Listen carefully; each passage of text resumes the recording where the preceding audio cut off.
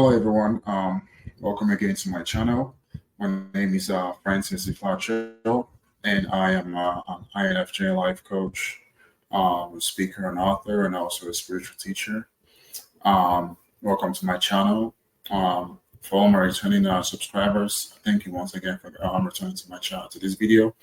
If you're new to my channel, please hit the like button and subscribe for more content. If you like my contents, please leave a like, and also subscribe to my channel.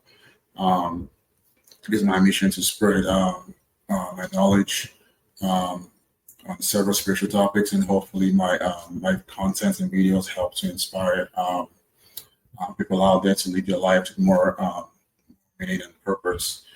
So without much further ado, I'm going to go straight into today's topic, being Christ consciousness. And this is a phrase that has become popular quite lately. So I'm going to share my own take on what Christ consciousness means and how it can and how beneficial it's been to me as well. So in my previous video, I made a video about spiritual awakening and what happens after a spiritual awakening. So for those who have not seen that video, I'm going to leave a link in the comments, or if you look in the archives, you're going to see that video. But just to recap, a spiritual awakening is what happens when the soul within you, because we're not just human beings here just wandering through life. We're actually souls here on earth on a physical journey. So we choose to take on a human body to come out here on earth and to experience life on earth in all of its entirety, and emotions and experiences by having a human body. And as from the moment we were born, as we start to grow up, we start to build a sense of identity for ourselves, which is the ego. So the ego is a collection of programs and archetypes and behavioral patterns that we pick up from society, and also from our parents and our immediate environment about who we should be, or how we should act, or even from the society as well. And over time, it becomes a layer of identity that we stack up for ourselves, which we think is who we truly are. And somehow we forget that we are actually a soul having a human experience. And the soul itself is very unique in that it has its own unique set of characteristics that may be buried under the layers of identity of the ego. And for a lot of us, we walk around life thinking that the ego that we have formed for ourselves is who we are, or who we truly are. But in reality, the ego is just attached to the human body, and it's not who we truly are. It might serve us for a while, but it comes a point in some people's lives when spiritual awakening happens. When it happens, all that ego, all the layers of identity starts to crumble, and all crashes or crumbles, which is called a tower moment. And just imagine a tower that is crumbling and falling. And when this happens, it gives space for the soul's essence to express itself. Because every soul is unique. Your soul is unique, and no two souls are actually the same. So your soul is unique, and it's different from someone else's soul. So what that means is that your soul has a unique set of characteristics that once that spiritual awakening happens, and all the layers of false identities get torn away, now the soul can get to express itself in a more unique and authentic way. So what normally happens is after the spiritual awakening process happens, you realize that you enter a deeper level of consciousness and awareness.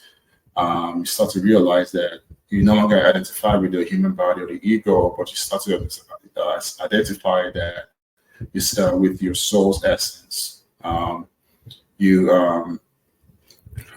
when the soul starts to express itself, you start to live life in a more unique and authentic way. And you enter a deeper level of consciousness and awareness as well, knowing that because you feel very connected now to the Creator. and then realize that we are all children of the Creator, and that idea or that illusion of separation vanishes. And not only that, you also realize that um, we're all connected to one another. We are all connected, you and me. Um, you're also connected to those around you, your environment, your neighbors. That we're all souls having this human experience. We all chose to come to Earth at this place and time right now to have this human experience, and that is having a level of awareness and consciousness that comes with having a spiritual awakening. And for so many people, after this happens, after a while, they start to enter this state of Christ consciousness. This is that level of consciousness where you start to realize that we're all connected, and you also start to live your life now from this space of interconnectedness, because you start to feel a deep level of empathy and love for God and for everybody around you. You also live your life um, embodying this unconditional love for everybody. So you tend to love everybody unconditionally. So everybody that comes around you, you feel that deep love for them without reservations. And you also feel this, like I said before, when you feel that deep love, unconditional love from God, it's easier for you to express that to everybody around you once you get into that state of consciousness. And we can all achieve this state of being. It's normally, like I said before, it normally tends to take place after a spiritual awakening happens. And spiritual awakening is actually what a lot of people refer to as being born again. I know this might sound into some people, but because when this awakening happens, it's like you're being reborn again. All the old layers of identity that gets thrown away gets replaced now with a new set of identity, which is more unique and authentic, that resonates more with your soul's essence. So in a way, you're being reborn in that aspect. And once you're reborn in that aspect, life is never the same again for you. And it's a nice place to be, very, very nice place to be, being spiritually speaking. Yes, so this is my take on spiritual awakening and Christ consciousness. I believe that both of them are linked. My experience, Christ consciousness is normally preceded by having first a spiritual awakening, because it's only through that awakening that you get reborn, and once you're reborn, you get into this higher level of consciousness and awareness, and then you start to act from this higher level of awareness and consciousness, and life is never the same again for you.